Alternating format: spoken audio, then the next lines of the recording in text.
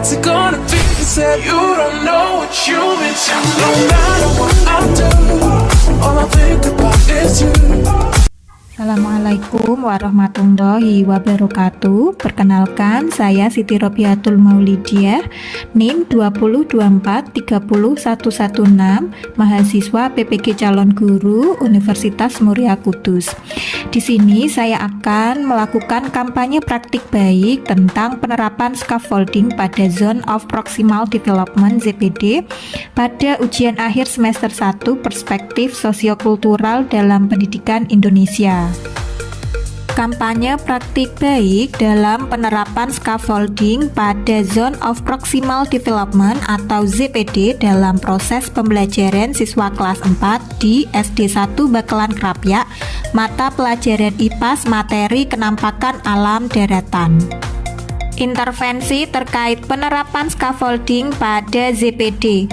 ZPD adalah konsep yang diperkenalkan oleh psikolog Vygotsky yang mengacu pada jarak antara apa yang dapat dilakukan seorang anak secara mandiri dengan apa yang dapat dicapai dengan bantuan dari orang lain, seperti guru, teman sebaya, atau orang dewasa yang lebih kompeten. Dalam konteks pembelajaran, ZPD merupakan zona di mana seorang siswa mampu belajar secara optimal ketika diberikan scaffolding atau dukungan sementara yang sesuai.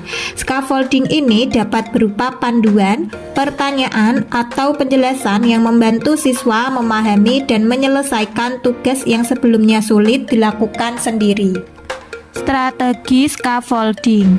Strategi yang digunakan dapat berupa saran, petunjuk, instruksi, penjelasan, model, atau pertanyaan pemantik yang disesuaikan dengan kebutuhan metakognitif, kognitif, dan afektif anak.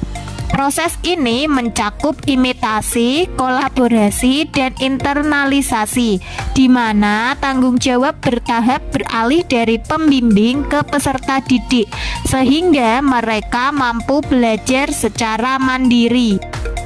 Hasil yang dicapai terkait penerapan scaffolding pada ZPD. 1. Peserta didik terlibat aktif selama kegiatan pembelajaran.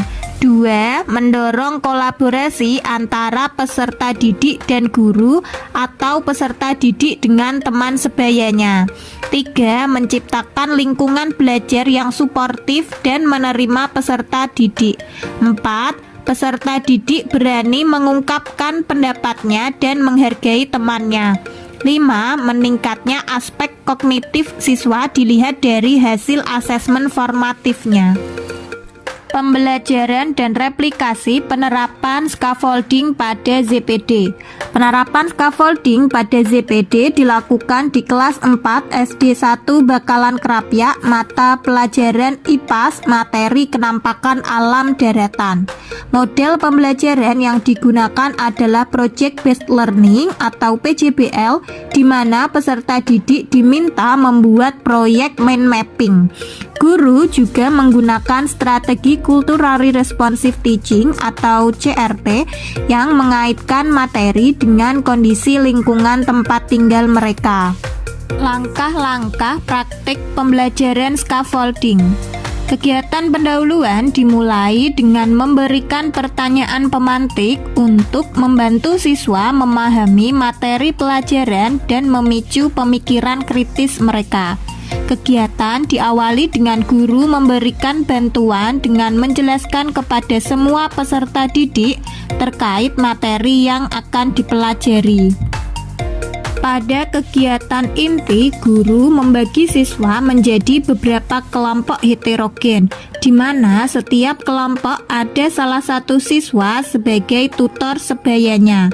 Hal ini dapat memberikan motivasi belajar bagi peserta didik lainnya karena mereka sering menggunakan bahasa atau pendekatan yang lebih mudah dipahami oleh teman sebaya, sehingga proses pembelajaran lebih efektif dan interaktif. Siswa saling berdiskusi kelompok untuk menyelesaikan proyek mind mapping. Selama diskusi, guru akan berkeliling mengunjungi setiap kelompok dan memberikan bimbingan sesuai kebutuhan masing-masing. Pada tahap ini, guru memonitoring peserta didik dalam kemajuan proyek mereka dengan memberikan bimbingan dan umpan balik secara langsung. Pemberian bantuan ini agar murid terarah dalam menyelesaikan proyek dan meningkatkan pemahaman. Tahap selanjutnya, peserta didik mempresentasikan hasil diskusi mereka. Saat kegiatan presentasi, guru memberikan kesempatan kepada peserta didik lainnya untuk memberikan umpan balik terhadap kelompok yang presentasi. Pada kegiatan penutup, peserta didik bersama guru menyimpulkan materi pembelajaran. Setelahnya, peserta didik mengerjakan soal evaluasi untuk mengetahui sejauh mana mereka berkembang setelah diberikan scaffolding. Pada tahap ini, guru mengurangi bantuan, sehingga siswa bisa menyelesaikan tugas secara mandiri. Di akhir pembelajaran, peserta didik bersama guru melakukan refleksi dengan menggambarkan perasaan mereka. Melalui emotikon, guru membantu siswa mengenali emosi atau pengalaman belajar mereka. Emotikon dapat menjadi alat bantu sebelum siswa mampu menuliskan atau mengkomunikasikan refleksi secara verbal atau tertulis. Sekian dari saya, mohon maaf dan terima kasih.